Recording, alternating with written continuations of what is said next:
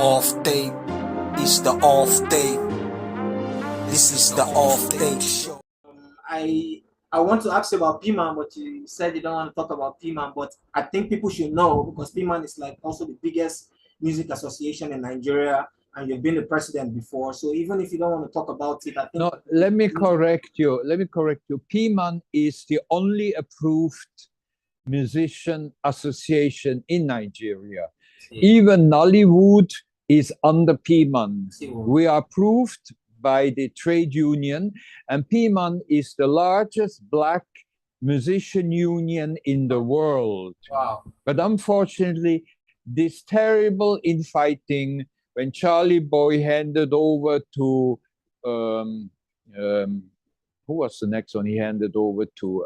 Bolaji Rossiji. Yeah. Things start to fall apart because his vice president was Dele Abiodun, who wanted to become P-Man president, but Charlie Boy said no. Dele Abiodun is not honest. So suddenly Dele Abiodun created a fraction. Yeah. And that's where the P-Man problem started. So when Bolaji resigned and I was elected a P-Man president, I had to constantly fight that fraction, talking bad, disturbing. And after 4 years, I resigned when the Dele Abiodun fraction stormed P-Man, they destroyed everything. They killed the 2 dogs I had there. I just said, that's it. And I handed over to a peace committee with Kevin Luciano. Yeah. And I said, that's it for P-Man. It was very sad because P-Man had the opportunity to become very powerful. I was able with the government to achieve that every foreign artist pays 35% tax at source to the government, the state where he performs, and 5% goes to P-Man, 35% goes into the tax coffer.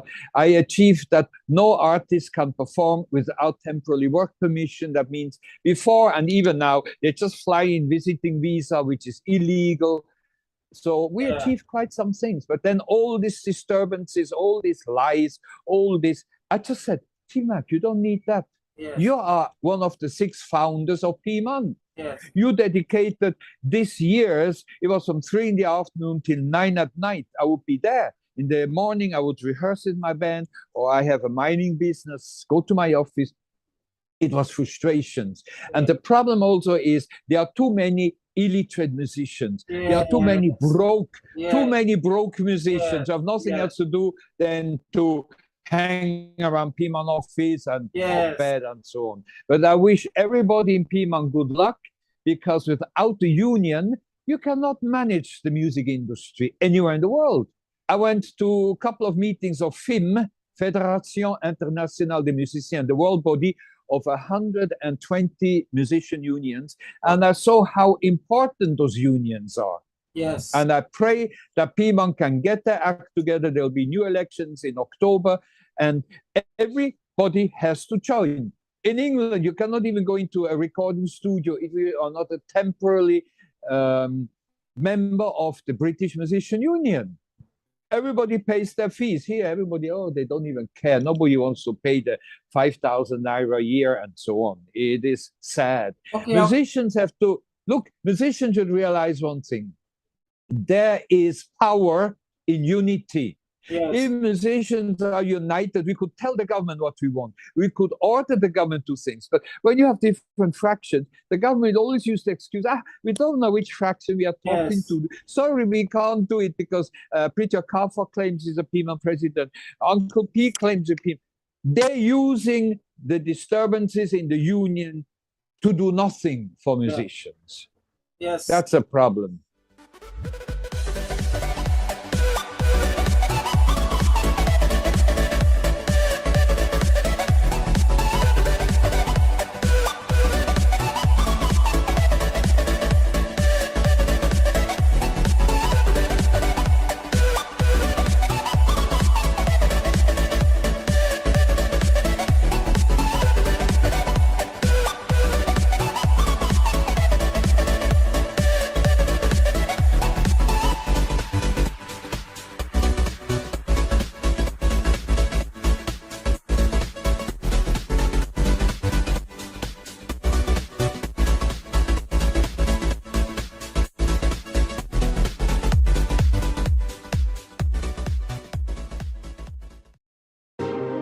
off day. It's the off day. This is the off day show. Yes, I'm very happy that you just threw more light because you are you were the president and it was good you have said this. I want to ask now, from your archives, you had a group, T-Mac and the Afro Collections, which are from the late 1970s. I want to know about the group because I saw the pictures. I saw a all white group. You were the only one that was even Afghans. The rest were all white. And no, that was T-Mac in Switzerland. T-Mac and his backing group. That was 68 to 70. Earlier. They were Swiss. That was not in Nigeria. Yes, I know. That was in Switzerland. I know. My first band in Nigeria was called T-Mac and Afro Collection, where everybody was a Nigerian. Berkeley Jones, Lalo Akins, Tunde Kuboye, Johnny Astrop, the Lichadu sisters were the backup girls. Steve Black was singing. That was a very tight Afrobeat band, and we were based in a lovely air-conditioned club on Broad Street called Patakoto. That was very historic because the world-famous drummer Ginger Baker came from England. Ginger Baker was the drummer of a band called Cream with Eric Clapton and Jack Bruce and Ginger Baker. And we sat into sessions. We did a movie called Ginger Baker Safari, and then he signed my band on behind my back, except Steve Black refused. And he took them to America. One day I sat in Lagos without a band. But God has blessed me. This made me to get out of Nigeria in 72, go back to Europe, where I formed my most successful band, Silver Convention, and sold 100 million records. Without Ginger Baker stealing my band, I may have done well, but I wouldn't have had the financial success I had. Yes. And also, I want you to also tell us about the European band, the one you had in Switzerland in the 60s. I saw they were like the Beatles. You guys were like the Beatles when I saw the picture. You know, that was the time of long hair. You saw my afro, how big my afro. I saw your tours in Europe as well with them. Tell us a little about that band. How long did it last? And it lasted for 2 years, and we were very tight. First, we got a farm near Lausanne. We rehearsed for 3 months, 8 hours a day. We had a good promoter. And then we played one summer season in Montana Grand. That is in the Swiss mountain. We were well paid. And we played for the July, August for tourists. Tested the program. It was really good. And we got then a record company who took us into a studio. We did 4 songs. But something in me said, T-Mac, you must go back to your home, to Nigeria. Your future is in Nigeria. So I closed the band down in 70 and came back to Nigeria. But I'm still in contact with some of those musicians. Wow, that's great. The drummer has died, but 3 of them are still alive. Okay, that's really amazing to have heard that, because when I see the pictures, and I always want to know the story behind that band, and it's also a good thing to have heard, and you have cleared that, sir. Also, you were given in 2011 you received the honorary degree, the Bachelor's of Arts at the Bradley University in Illinois. And you served as a chairman there at the board of trustees, and you teach a lot too in composition, and associating professor while you were there. Tell us a little about that too. Well, after the coup in 1983, I had a big club in Nigeria. I came back home first. Let's go chronologically. After I came home, after my success with Silver Convention, I came home for Festac 77. I took over the big open air club, Sulere Night Club, air conditioned it, made it beautiful, bought a lot of equipment, and played from 77 till 83, Friday, Saturdays. I had on Monday Collington, I had Sonyadi on Wednesday, I had top bands playing during the week, and I played Friday, Saturday. I would go occasionally out with the band for recordings, but mainly I would be in Nigeria. So when General Buhari couped, I said, no, not me again, another army. So my manager said I should come abroad. He got me a contract with City Croft Enterprise, That's the owners of the Muppet Show, and I wrote string arrangements for them. And then I got 2 years a contract with Universal, and I wrote a couple of film tracks. During that time, I would come home regularly. So that is a little bit more in line with the time. You know what I mean? So there, I was approached by the Bradley University in Washington State if I could come in during certain periods and teach philharmonic composition, which I enjoyed. I'm not actually a teacher. I am too frustrated to teach people things which I already have in my head. But on the university level, it is you're dealing with professional musicians. They all know how to read and write. They all play an instrument. So I enjoyed it.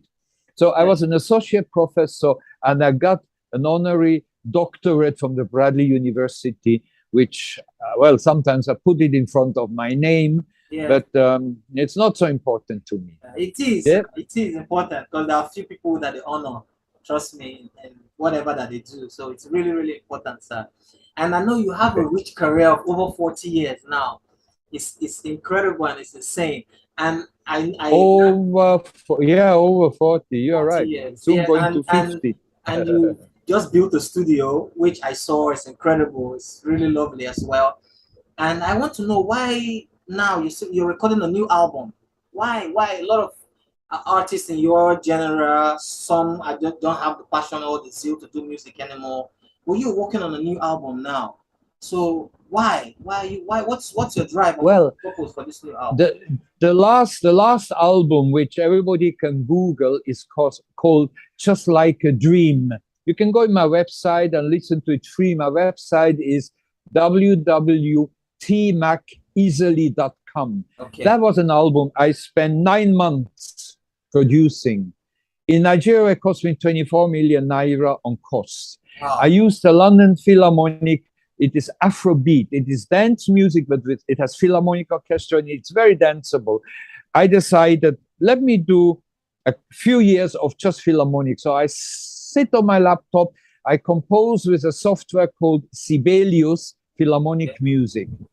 I have about 10 hours of unpublished, unreleased Philharmonic music, flute concertos, 3 symphonies, string orchestration, and so on. So something happened. My friend, Prophet T.B. Joshua, died a year ago. And his wife called me if I could come on the 5th of June and play my flute for his first year anniversary. Then I said to myself, but to bring my 13-piece band to all the traffic, all the crowd which will be around the synagogue. So I went in the studio and prepared what we call a backup track. Bass, piano, drums, and some few chorus girls. I put it on a tape and took that to the synagogue to just play the flute live.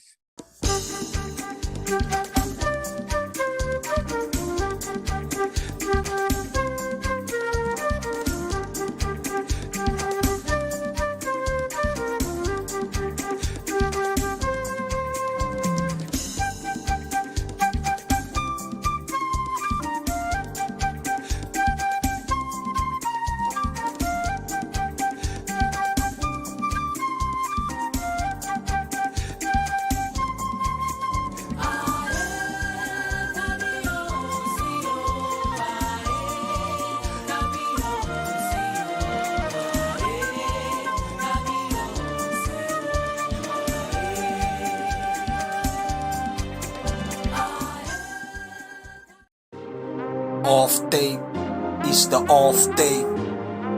This is the off day show.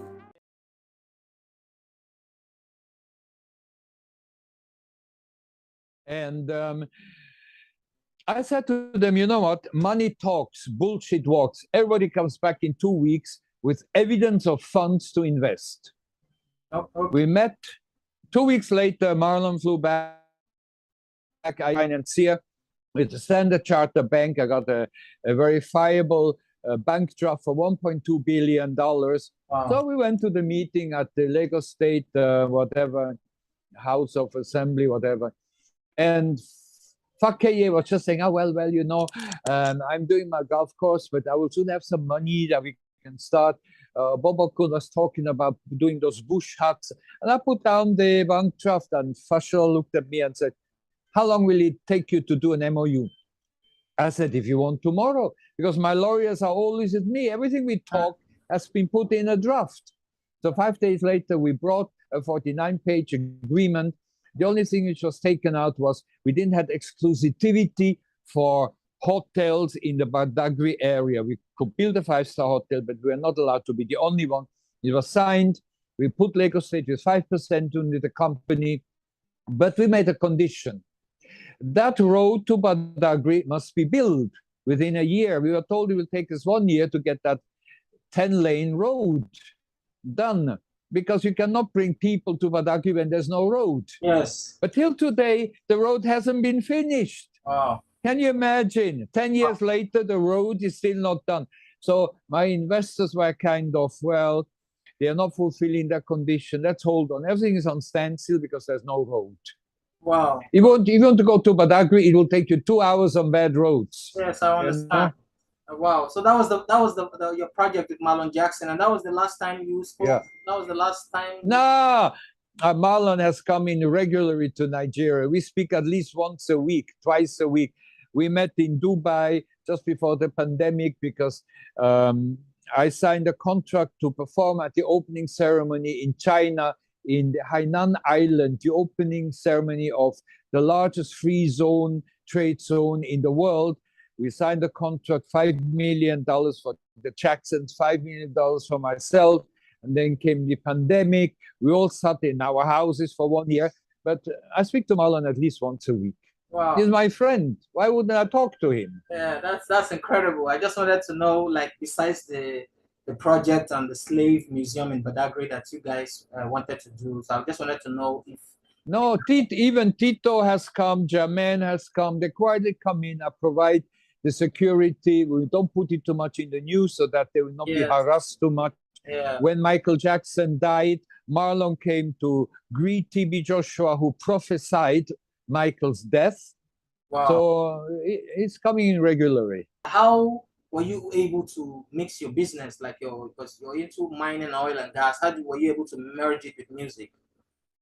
Because when you are busy, you organize yourself. You have PAs, you have assistants, you have accountants. You just wake up in the morning, you know the schedule of the day. I don't have free time. That's why in 3 minutes, I'm on a conference call with my oil partner in Norway and Abu Dhabi. And after that, I'm off 1 hour, then I eat, and then I play the flute for 2-3 hours.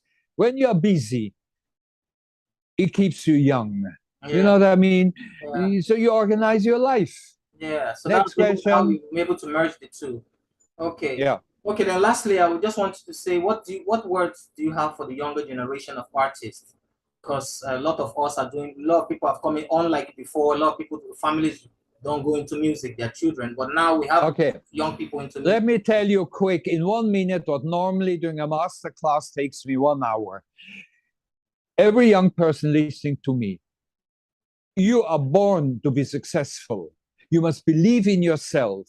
You must pray and meditate, but don't pray for success. That's only an addition. You have to work for it.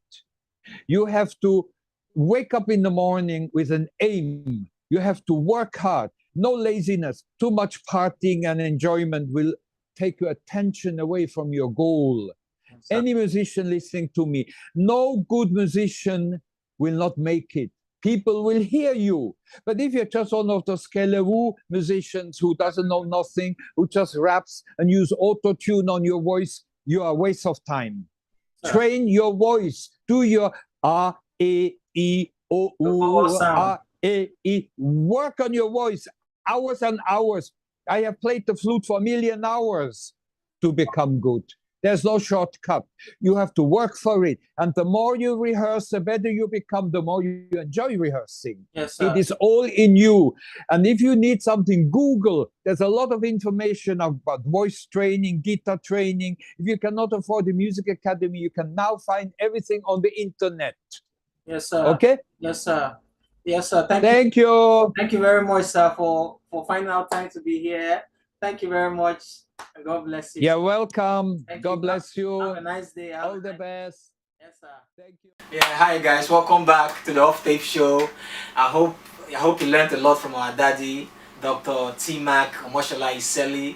You know, I learned so much today. In fact, I'm more knowledgeable now because he has been able to answer some lingering questions in the music industry that I don't know about, and even you also too don't know about. Mostly his relationship with Fela Anikulapo Kuti and the role he played in the life of Seun Kuti as well. You know, it's so exciting, you know, to have heard that, and I'm so also excited that he had the time to come for this show, and I hope you learned a lot too as well. Today is the end, and now is the end of the second episode, and we are going to go right now. So I want you to go subscribe to the channel and turn on your notifications so you can get a pop-up when we're dropping the next video from our next guest. So thank you for hanging around and sticking around with us. The Off Tape Show. It's your boy Jeff the Ruler. See you. Off tape is the off tape. This is the off tape show. Off tape is the off tape. This is the off tape show. Off tape is the off tape. This is the off tape show. Off tape is the off tape. This is the off tape show. Off tape is the off tape. This is the off tape show. Off tape is the off tape. This is the off tape show. Off tape is the off tape. This is the off tape show. Off tape is the off tape. This is the off tape show. Off tape is the off tape. This is the off tape show. Off tape is the off tape. This is the off tape show.